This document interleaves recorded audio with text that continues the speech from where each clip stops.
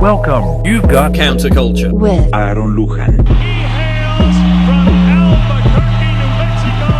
You are listening to Counterculture with Lujan. This is called the Lujan virus.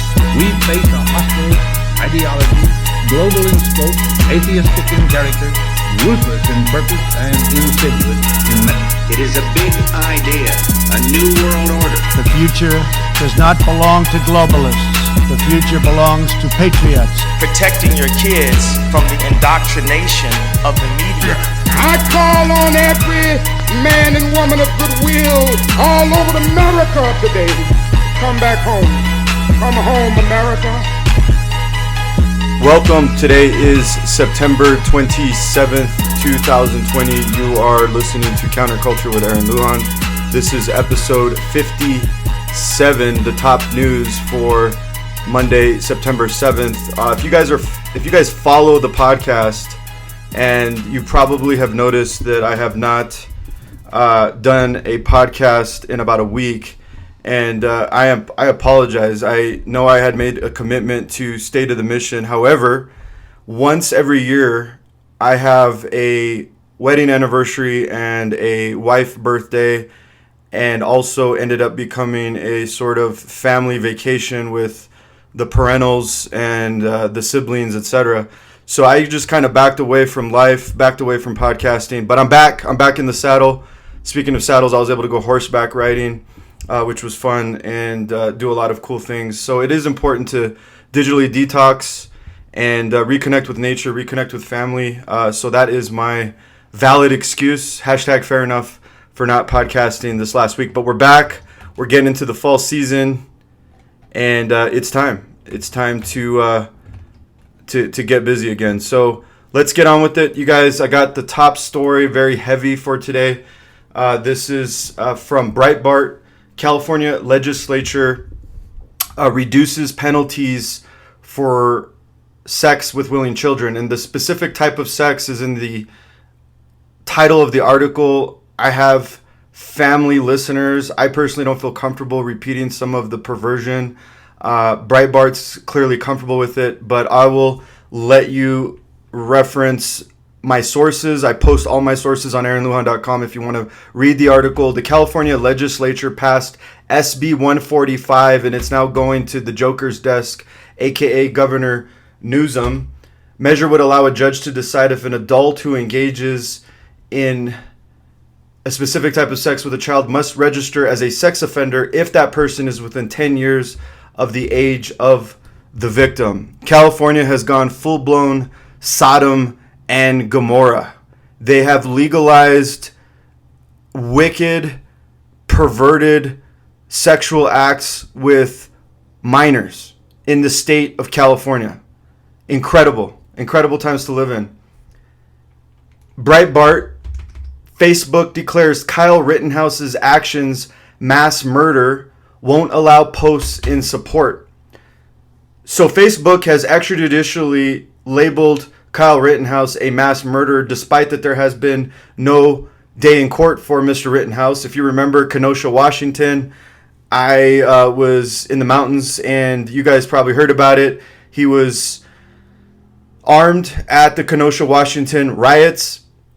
He, according to the video, from what I could tell, his life was at risk. He was being threatened, and he defended himself. Obviously, a patriot, pro-Trump gun owner in the world of Zuckerberg and the corporate media, he's immediately a demon, and he stopped the precious rioters from destroying American towns and cities. So any support or any sort of non-condemning post on Facebook is going to be removed by the Silicon Valley giant. Mark Dice, the famous YouTuber, has already been threatened to have his Facebook account removed for simply posting what I deemed a benign post regarding Kyle Rittenhouse. So the censorship continues. So shifting gears to politics and election 2020. Sorry for those who were watching the video. I think my face was my nostrils were inside the screen. CNN the worldwide leader in news. Trump's story is just the beginning, Atlantic boss says. So if you've been paying attention, there's a story that has generated some legs that was initially published out of the Atlantic that claimed that a few years ago, Trump refused to go provide proper burial and respect to fallen soldiers of the Iraq and Afghanistan wars, calling them losers and suckers. And obviously in election season, anybody with any sort of political calculus knows that's an attack on Trump's base. It would obviously sour the pro-military, pro-patriotic base of Donald J. Trump. And so accordingly, the leftist media got right behind it, pushed it, and said that actually the editor-in-chief let me back up. So we had this story come out. He was obviously attacked. We know why this is happening during election season. And the editor-in-chief of Atlantic appeared on CNN's reliable sources on Sunday, speaking to Brian Stelter, saying, quote, "I would fully expect more reporting to come out about this and more confirmation and new pieces of information in the coming days and weeks." Now, what's interesting is this story is attributed to 4 anonymous sources. So we are not given who these individuals that leaked this information are. We're just told, trust the Atlantic, they have the dirt. The problem with anonymous sources is that if it's coming from a discredited media outlet, you can't trust the anonymous sources. You have to build up a tremendous amount of trust, Black Coffee Break, in order to be able to cite that. And of course, Goldberg from The Atlantic immediately preemptively defended himself by saying that's how the media is able to do its job of uncovering stories that take place behind closed doors. Well, clearly Trump denied this. He said that this never happened. This is hashtag fake news. And my next 2 articles support the claims of the president and expose the Atlantic for lying. Breitbart has an article out titled, "Even John Bolton Says Atlantic's Story Isn't True." Bolton told the New York Times Friday that, quote, "I was there and, quote, I didn't hear that." Several officials who accompanied Trump on his trip to Europe in 2018 also has denied that. And additionally, a Freedom of Information Act documents prove this to be false, because the White House claimed that the reason they didn't attend the ceremony was due to weather causes. And FOIA documents prove this to be true, what Trump said, and proved the Atlantic to be false. It corroborated Trump's defense. And this becomes incredibly fishy when you look at a Daily Caller article just released, Collusion, Biden mega donor owns leftist The Atlantic, reportedly communicates often with journalists behind anonymously sourced anti-Trump fake news bombshell. Excuse me. Problem with doing podcasts in the morning. For the last 20 plus years, I've had a bad gag reflex. So I'm just going to be coughing like a person who smokes 2 packs of Reds every day, now that I'm podcasting in the morning. Billionaire philanthropist Laurene Powell Jobs, if you may recognize her last name, it's the wife of Steve Jobs. She's now the majority owner of The Atlantic. She has donated over $1.2 million to former Vice President Joe Biden and other Democratic candidates and groups since the 2019 Federal Election Commission records show. So she's clearly a Democrat operative. She owns the same media outlet that created this story that has been denied by those who were at the alleged conversation. And Biden said Friday that he's never been as disappointed in my whole career after reading Goldberg's report, saying it would be absolutely damnable. And you have the progressive PAC Vote Vets producing an ad featuring 6 gold star families attacking Trump as a result of this. So it just looks incredibly partisan. It looks like an attack in election time. And you guys decide whether you trust the 4 anonymous sources from a publication that's owned by a Democrat Party operative who also happened to be the first outlet to announce Joe Biden's presidency, or you can believe the president and John Bolton, one of his enemies, and FOIA documents from years ago showing that the trip was canceled due to weather. But that Progressive PAC Vote Vets is not the end-all be-all for the consensus of American veterans in the election. Breitbart has an article out. Nearly 700 U.S. veterans issue open letter in support of President Trump. Under Obama-Biden regime, our military was decimated. Quote, recent baseless media attacks against President Trump from anonymous sources are just another example of the depths to which the president's opponents are willing to descend to divide the nation and meddle in this election, the veterans' right. You can read the entire open letter on Breitbart, but these 700 U.S. veterans eloquently endorsed the president for his ending of the endless wars, his honoring of those who have sacrificed everything, and not only through rhetoric, but also through policy. So we do have a large contingent of veterans openly supporting the president, which I think, unless my political memory is bad, I don't believe it's historically common for veterans to endorse, or at least veterans groups to endorse presidents.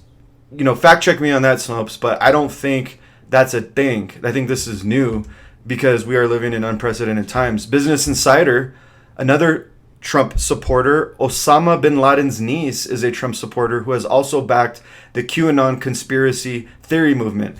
Now that I read that article, I realized I'm a fool. I initially thought it was a novel, interesting article, but apparently I was very naive. It just hit me right now. Business Insider wants to associate Dirty bin Laden in the name with Trump and QAnon. So this is a hit piece. I'm actually reporting it as interesting that the niece of Osama bin Laden is a Trump supporter and lives in Switzerland. And I'll quote her, quote, I have been a supporter of President Trump since he announced he was running in the early days in 2015. I have watched him from afar and I admire this man's resolve. But Noor bin Laden claims that the U.S. would be better protected from a second 9/11 under Trump. Interesting. Free Beacon, Nazi collaborator George Soros spends millions to win woman voters in battleground states. So there's a PAC, Political Action Committee. This is how politics is funded in America. This particular PAC is known as Super Majority. It's a, quote, progressive women's group. They're funded by another PAC, Democracy PAC.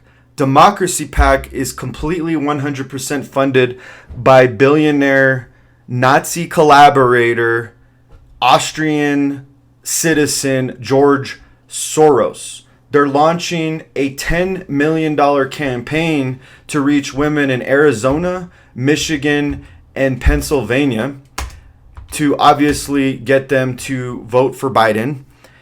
And they also have a virtual event titled Supercharge, Women All In, at the end of the month, featuring Senator Elizabeth Warren, actress Eva Longoria, and former HUD Secretary Julian Castro.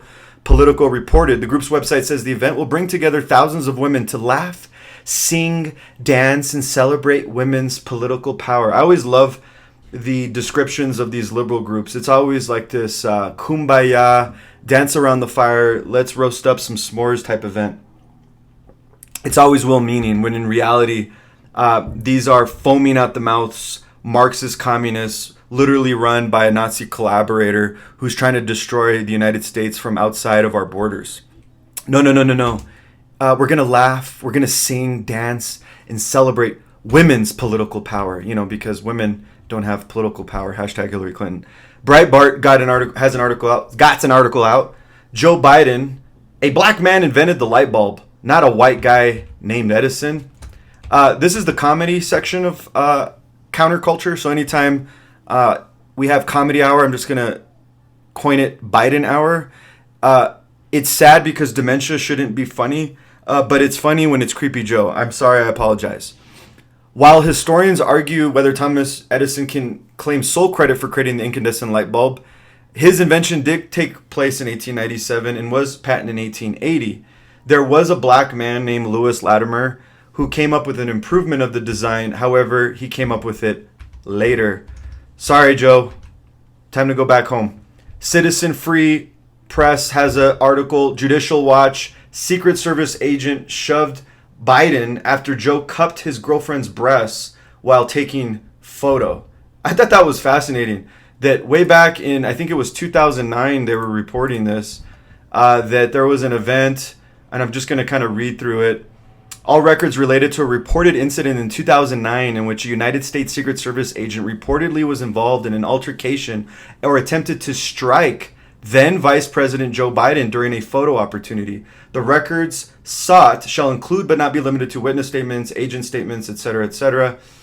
In July 13th, 2020, in a response to Judicial Watch's request, the Secret Service appeared to confirm that a file on the alleged incident existed and, quote, there are no responsive records or documents pertaining to your request in our files. The above-mentioned files have been destroyed due to, quote, retention standards. So in other words, Secret Service is saying, we don't have this document about Joe almost getting punched in the face trying to grab a Secret Service agent's girlfriend's breast. We had to destroy it due to retention standards.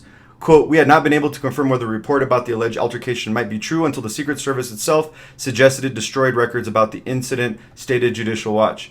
Creepy Joe. I wish that Secret Service agent would have knocked his ass out. Moving along, Zero Hedge. Not moving along, staying in comedy hour. End of quote. Biden goes full Ron Burgundy, accidentally reads teleprompter cues. So this guy was bumbling somewhere about something, clearly reading a teleprompter, and ends by saying, end quote. So, that's where we're at. That's where we're at, guys. The National Pulse. Fast, Kamala Harris's husband represents Chinese communist-owned companies, employs ex-CCP officials. Douglas Emhoff is the husband of Kamala Harris. He's a partner in a law firm, DLA Piper. It employs a host of former Chinese Communist Party officials, and his firm is an advisor to two government-owned Chinese airlines, China Eastern Airlines and China Southern Airlines, and China Merchants Group, a state-owned company under the direct supervision of the Chinese Communist Party's State Council, and consulted and advised them on a $2.5 billion deal. Exploited by the Chinese Communist Party.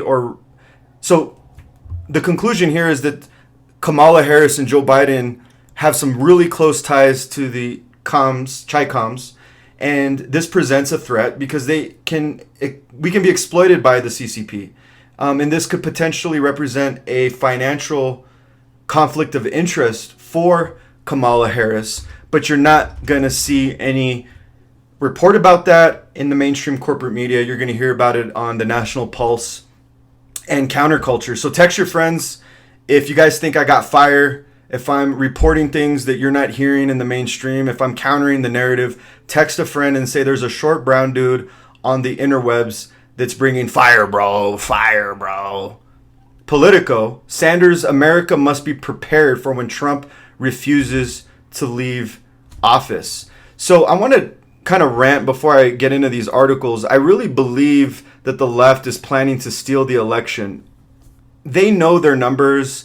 These are people that employ data scientists. They have hundreds of millions of dollars to peer into really where the pulse is of the American electorate. And I know this for a fact because a week before the 2016 election, you had Democrat Party operatives in mainstream media and Hillary Clinton completely going into freak out mode, saying you got to vote, you guys got to get the vote out, don't take this for granted, which was a complete total shift from before when it was like, oh, Hillary's got it in the bag, Trump's going to lose, Hillary's ahead of all the polls, all the reporting prior to the 2016 election where this is a done deal. But the tone changed because I believe the Hillary camp got some really solid evidence and data suggesting that, I don't think we're going to win this like we thought. And it's historically proven politically that Democrats are a lot more vocal on social media and just in public about their political affiliations, but don't go to the polls, whereas conservatives are less vocal, but actually vote more often. So one of the problems that the Democrat Party has is voter turnout, which is why you see so much in the pop culture about vote. Your vote counts. Because they know that conservatives and their political enemies are going to go to the polls anyways. They're able to play this role of, we're just, for pro-democracy and fairness, when in reality, they're speaking outside of their mouth to their base and saying, you guys got to get votes so that we get our people in power. Coffee break.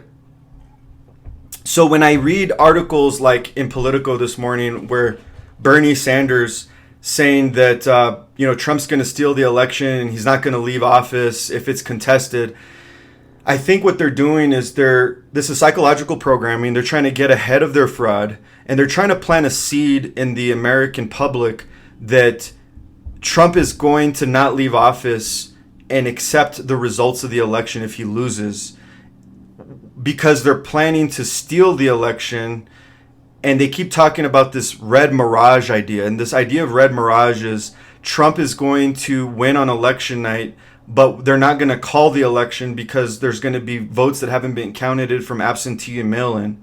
And then once those votes are air quotes counted, they're going to give the election to Biden, and then they're going to demand that Trump leave office. Trump is going to call a spade a spade. There's probably going to be clear election fraud. Trump's probably going to be right about it. Again, this is all just me speculating. And then we're going to have the biggest election crisis and one of the biggest crises in American history. And we're about 2 months away from this, you guys. This is the reason why I came out of hibernation and got back into counterculture, because I would rather focus on my business and my kids. But I just feel like the times are so insane that I just feel called to come out and share some of this information for those who are willing to listen. Excuse me. So here, I'm going to give you my best Bernie Sanders impression. Forgive me, it's been a while since I've heard the guy. This is not just idle speculation. Trump was saying that the only way he could lose the election is if there was, let me get the exact quote, the only way that they could take this election away from us is if this is a rigged election. Now, he is making that statement at a time when virtually every national poll has him behind. I have to see. Oh, no, that was Trump. So what he's saying is that they're not going to, that Trump's not going to leave office. And we have the exact same thing coming out of Bill Clinton's mouth. Breitbart has an article out. Bill Clinton said Trump will be stacking sandbags to stay in the White House. And in that same interview with some unknown radio person, Hillary said cheat and sneak is what Trump's going to do. And the unknown radio person said, fantasized about a split screen where Joe Biden is accepting the position to be president, being sworn in due to COVID-19 concerns, and the military will be removing Trump from the White House, even though the military said we don't get involved in elections. So there you go, folks. I believe the Democrats are getting ahead 2 months ahead of the election to steal it. If you're listening to this post-election, share this podcast. You heard it on September 7th, 2020. The Washington Post, switching gears, has an article, White House to bar agencies from un-American race-related training. So federal agencies have been subjected to what they're calling racial sensitivity trainings. A lot of corporations have been engaged in this. Thank God I don't work for other people anymore, because I would have gotten fired for doing fake farting noises during racial sensitivity trainings on white privilege and critical race theory. So Trump basically said that this is divisive and it's un-American, and we're not going to do this anymore. Thank you, President Trump. Trump also, reported by Fox, warned schools teaching the 1619 Project will not be funded. The Department of Education will cut funding to schools that use the 1619 curriculum. 1619 curriculum is a New York Times writer's view of America. These are race-obsessed people, And they state that America's history started in 1619 when blacks came to Virginia. And it's a revisionist form of history that America's bad. America was never great because we had slaves. And even though all the countries at the time had slaves and we were the country that actually emancipated the slaves, but we're still bad for having them. And, you know, all of this woke nonsense. And again, thank you, President Trump, for threatening to cut funding. In fact, I don't think there should be any funding, federal funding to schools. I think that should all be funded at the local level, but that's just me and my humble opinion. Zero Hedge, DHS braces for potential EMP attack as presidential election nears. Pat from Valuetainment, a YouTuber that I follow, has a video out saying October is going to be a crazy month. Be careful in October. And he gives a bunch of advice. This is not a partisan political guy. He's more of a business guy. Very interesting guy. He's got millions of subscribers. And this guy is basically coming out saying, brace yourselves for October. It's going to be a ridiculous month. And this article fits perfectly into what I think could happen, which is an electromagnetic pulse attack. These are attacks that happen, I think, somewhere in the atmosphere, and they render electronics useless. Computers, anything with a microchip or with a circuit board is destroyed. And I've known about this for years. It's always been a potential threat to the domestic interior of the United States. But now we actually have the DHS preparing for one, and I will quote, "Evolving threats against the American homeland, most recently highlighting efforts to combat an electromagnetic pulse attack, which could disrupt the electrical grid and potentially damage electronics." What it would do, you guys, is it would shut off the power. The electrical grid would go down, and if the electrical grid goes down, we're going to have absolute chaos. People are going to be out in the streets, hungry, fighting, amidst a pandemic, amidst Black Lives Matter protesting. Peter Vincent Pry, ex-chief of staff of the Congressional EMP Commission, said China has been planning to defeat the U.S. with an EMP and cyber Pearl Harbor attack for a quarter of a century. China. We always talk about the Chinese war that's not being talked about, although it's talked about here on Counterculture. I didn't know this. This is new information to me. They've been planning for an EMP attack on the United States. Buckle up, guys. Go to prepsave.com, PREPSAVE, and get prepared. If you need some guidance, email us at prepsave.com. I own the website. I sell preparedness products so that you and your family will be able to survive, eat, and be well during any of these potential threats. If you buy it and it doesn't happen, you bought yourself peace of mind. Switching gears to America on Fire. That's going to be what it's called in this section. So I got one section called Biden Hour, which is Comedy Hour, and this is America on Fire. Breitbart. Oregon governor, I'm not deploying National Guard to Portland because they aren't trained or needed. Oregon Governor Kate Brown is going to rely on, quote, trained law enforcement because National Guard is not equipped to handle these situations, even though that's what the National Guard is trained for. She's of the opinion that they're not. Well, you haven't proven much to us, Governor Brown, that you're able to handle the almost, 3 months of absolute anarchy, mayhem, murder, fire, rape, robbery in your state. Portland is on life support, ma'am. And she's saying no to National Guard. This is stand down. Governor Brown, Ted Wheeler, the Democrat municipal powers throughout the United States will be judged harshly by history. They will be standing down. A color revolution is how they will be judged in the history books. Breitbart, judge orders Detroit police not to use batons, tear gas against protesters for 2 weeks. No batons, tear gas, shields, chokeholds, rubber bullets, sound cannons, or any other type of non-lethal force against protesters for the next 2 weeks. But I love the counter response from Detroit Police Chief James Craig. Detroit, we're going to continue to do our jobs. I can't speak English, guys. Sorry. If you're listening to Counterculture, we're going to need a translator. We're going to continue to do our jobs the way we've done it.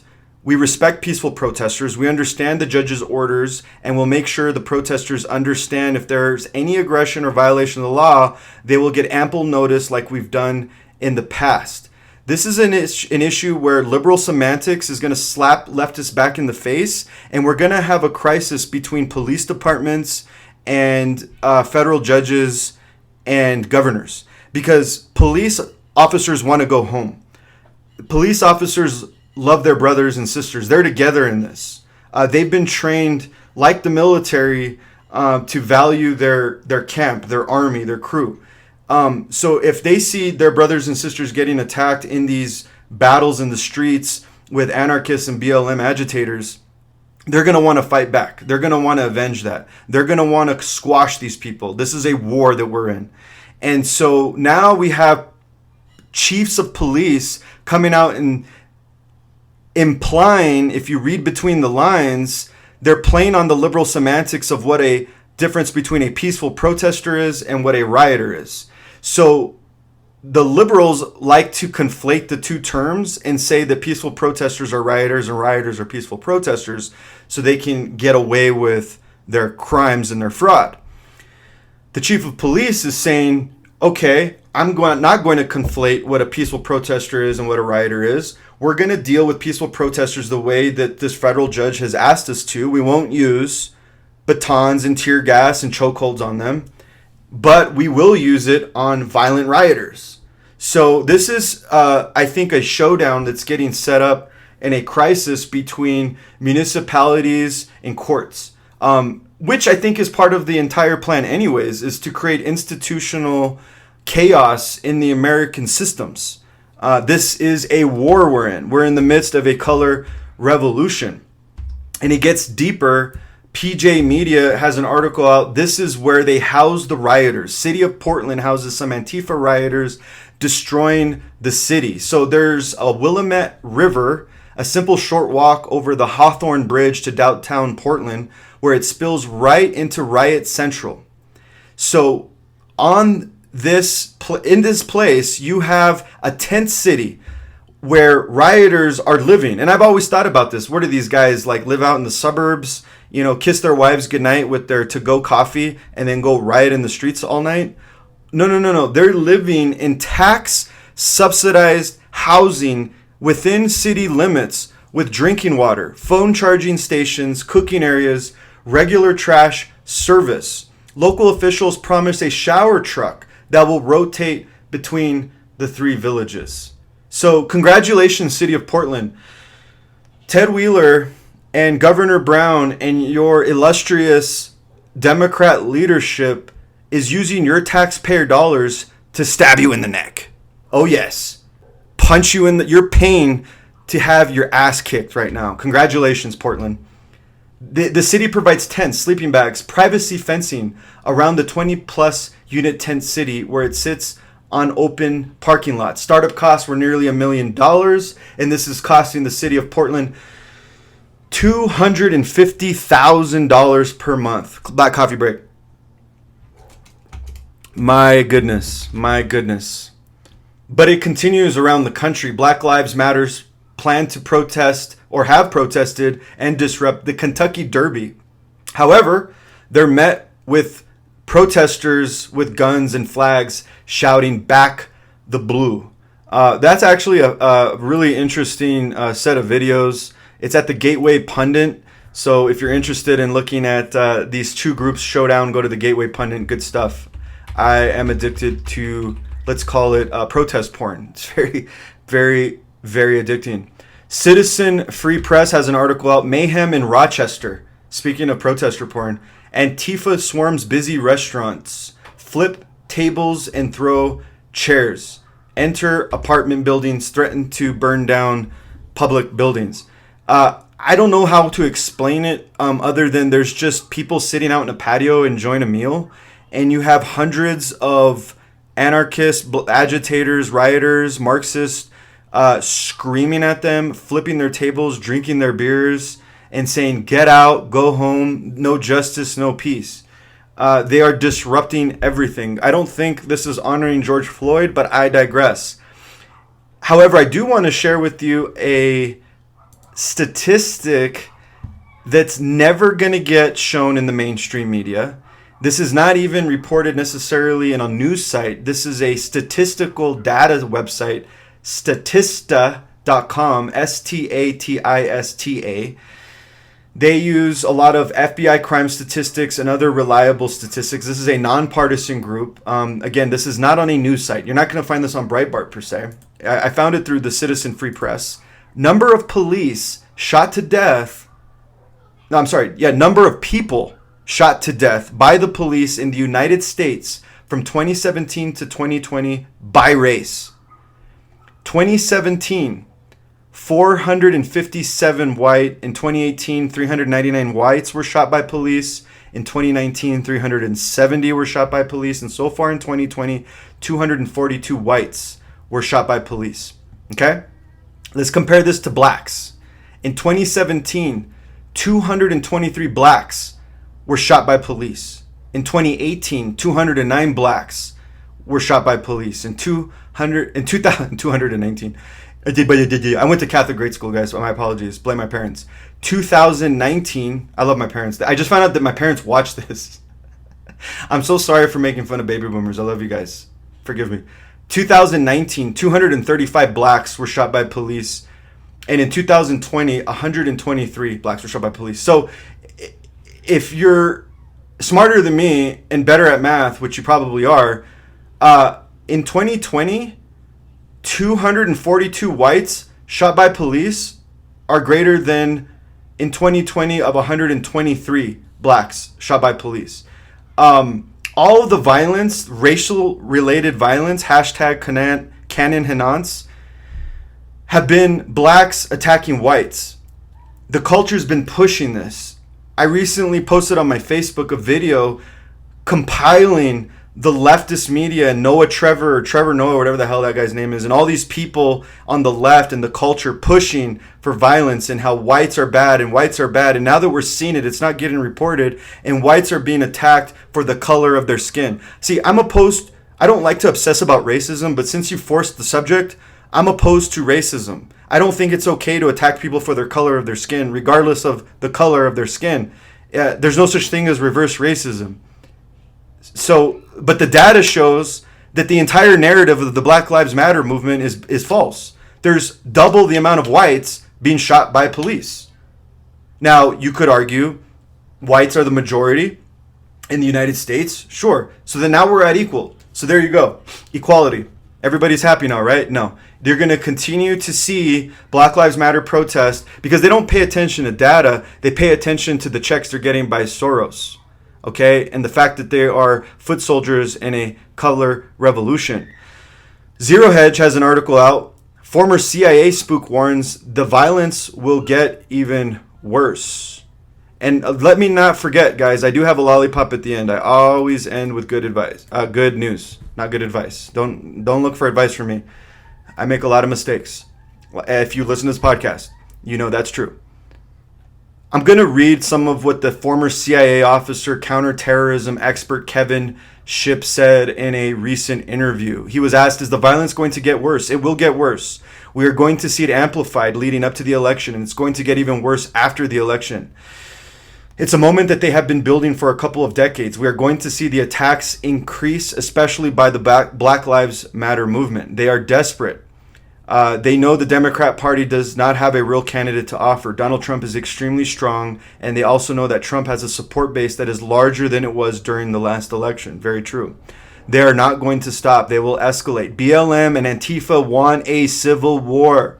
They want to split America.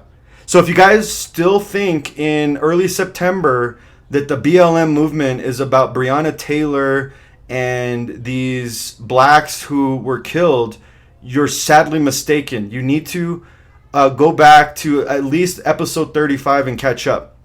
Start reading Zero Hedge and understand what is at play, and that the media is a weapon, and you're not getting news from George Stephanopoulos or from Anderson Cooper. They are intentionally starting a civil war to overturn our constitutional system and our fundamental belief system. Anyone who resists this movement, they will label as a white supremacist with no facts and no evidence. They know exactly what they are doing. So yeah, so if you're watching the video, it'd be kind of hard to label me a white supremacist, especially now that it's September and I'm darker than hell.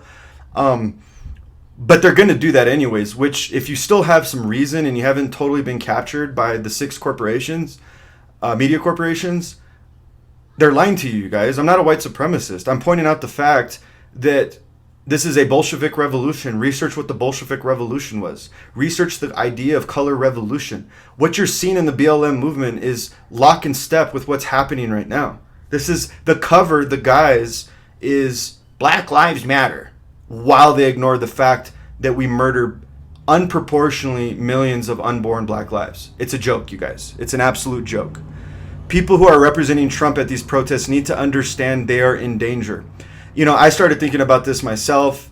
I realized that when I travel to California or when I travel to more liberal places, when I go to Denver, since I live in Colorado, I'm not going to be wearing Trump shirts. It's just not, it's not a good idea. It's not a good idea to maybe talk as loud as I do in public. You know, I've been at restaurants in the past where I just have a loud voice, and I've had people sit next to me at restaurants kind of peek over at me like, dang, dude, this guy is a white supremacist, you know, because I'm very bold about my opinions. My opinions are very unpopular. They're very controversial. I've gotten dirty looks before, but I realize that if I continue to do that, I might get attacked. You know, I don't know who's there. We're in a completely different political climate than we've ever been before.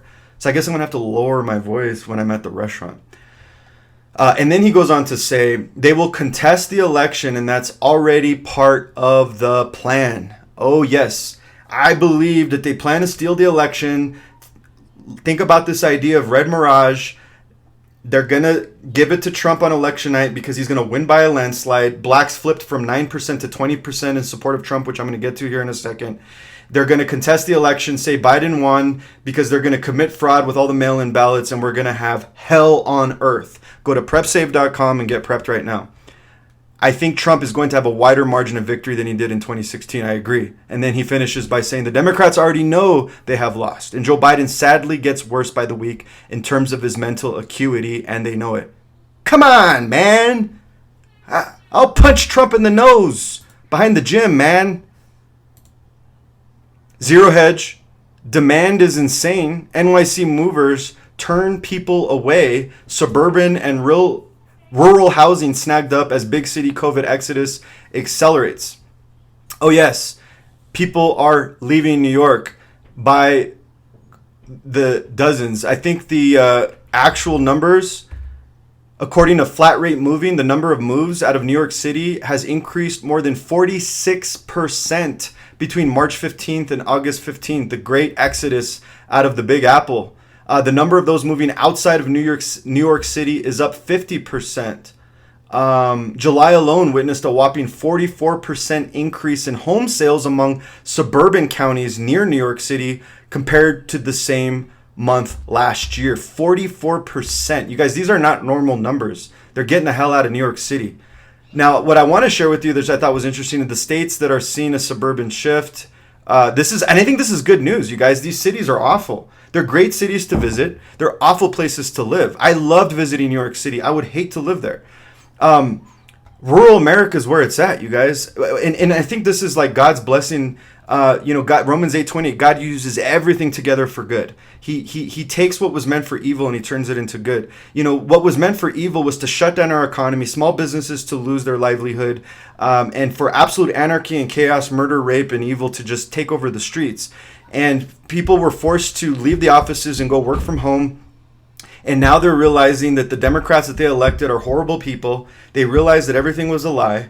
And then what they're doing is they're now able to take their jobs because they're able to work remote and now live in the suburbs and rural communities. I think we're going to witness a revival of rural America, and this is great news. You can work from anywhere. I could live anywhere I want as long as I have Wi-Fi and a computer because I do digital marketing. So this is the blessing in disguise. Now, the top 10 outbound states that are losing population right now: New Jersey, New York, Illinois, Connecticut, Kansas, North Dakota, California, Ohio, Maryland, and Massachusetts. Again, all states with big cities, except for, I was surprised about North Dakota. I think that might be because of the oil economy crash. Now, the top 10 inbound states that are seeing the most move-ins is Vermont, which is fascinating to me. Idaho, which is not, because I already had a lot of friends in San Diego move to Idaho. I know like 4 families. Oregon, probably not Portland. South Carolina, Arizona, Tennessee, definitely heard. Tennessee, I heard, is dope. Do people still say dope? I feel like a grandpa here. North Carolina, Alabama, South Dakota, definitely South Dakota. That governor is amazing. And Arkansas. So that's where America is moving to. So we are seeing a demographic shift, I think, unlike anything since maybe the 50s. Black coffee break. Finishing up, you guys. I'm almost done.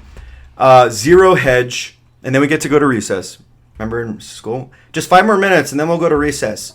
Zero Hedge has an article out. UN forced to admit Gates-funded vaccine is causing polio outbreak in Africa. The United Nations admitted that a major international vaccine initiative is actually causing the outbreak of the very disease it was supposed to wipe out. This is the wild polio strain that they were talking about.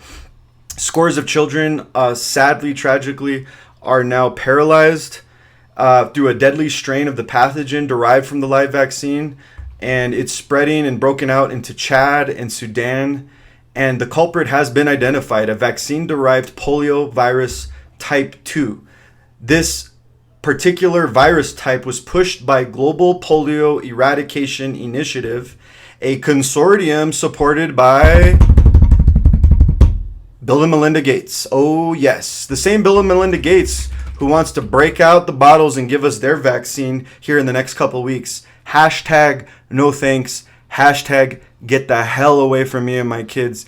Hashtag 2A. Yeah. Love that Second Amendment, baby. Zero hedge. Ron Paul on the CDC bombshell. Only 6% of COVID deaths from only COVID. So, in other words, we had a reported, according to the Center for Disease Control, which I don't believe the numbers anyways, 165,000 Americans have died from COVID so far since the outbreak. The CDC, you guys, has admitted less than 10,000 died just from COVID. Less than 10,000 have died just from COVID. Not me, not Breitbart, the Center for Disease Control. So that means that an average of 2.5 serious additional diseases were contributed to the death, with an addition in most cases of extreme advanced age. They were old.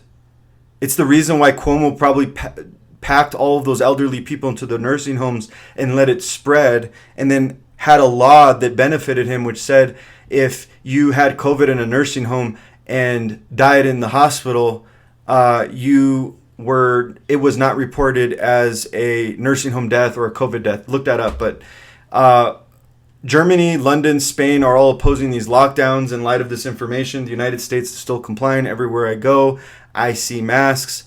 If you guys follow me on Instagram, I'm clearly hashtag unmasked. I've been posting photos and Instagram stories of places I'm going where I'm just not wearing a damn mask. And yes, I've already had the police called on me. Yes, I've already been kicked out. I'm waiting for the video to come to me so I can share it with you guys. Closing us out, Breitbart's got an article out. NBA playoffs ratings crashed by 23%, lowest watched in 5 years. Viewership on ABC is down 23%, and the numbers are down 20% overall compared to last year's playoffs. Playoffs? You know what's sad? I didn't even know the NBA playoffs were on. I'm serious. And I mildly follow the NBA. I mean, I would at least know in a bad year when I wasn't following anything, there were at least playoffs going on. I didn't even know, you guys, because you know what? I don't care. Hashtag shut up and dribble. They ruined it. The league has tried to blame the coronavirus on the effects. However, Sports Business Daily recently noted that ratings for last season were also bad before COVID because they were woke back in 2018-2019 season when they lost 12% in viewership. I talked to my friends, you guys, that are hardcore sports fans. I'm talking hardcore. I'm shocked. They don't care anymore. Politics is the new entertainment. Carson Daly. Tucker Carlson's show, I think, doubled the ratings of the NBA playoffs. Hashtag entertainment is now politics. Ratings for the NBA were so poor in the first week of August that Fox News program and even Rachel Maddow on NBC beat the opening night of the NBA. And I will end with a lollipop. This is the good news. Citizen Free Press has a article, Black Conservatism is the New Punk Rock. And I couldn't agree more. If you guys are a little older than me, maybe my Gen Xers will understand this best. My early 40s-somethings, mid-40s.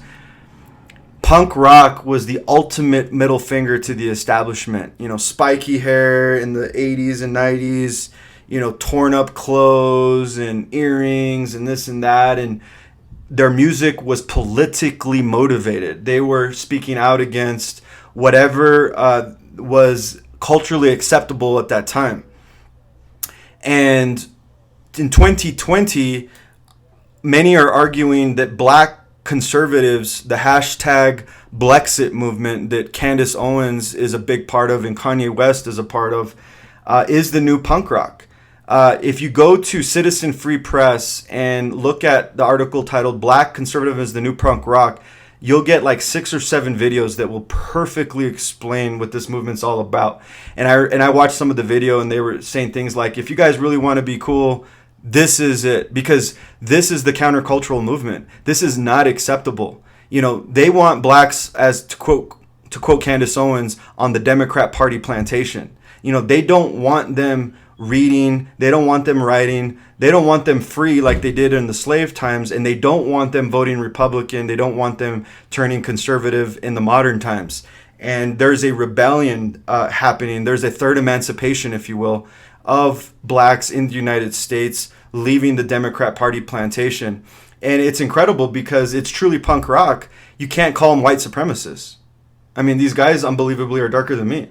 You know, so anyways, that's really great news, you guys. I think that's the reason why they're saying now that in 2016, Trump had 9% of the black vote. He's now looking at 20%. This completely flipped. Trump has completely remade the Republican Party. It's just an amazing time. So anyways, you guys, this was episode 57, the top news stories for September 7th, 2020. Everything is at aaronlujan.com. Thank you so much for watching. Take care.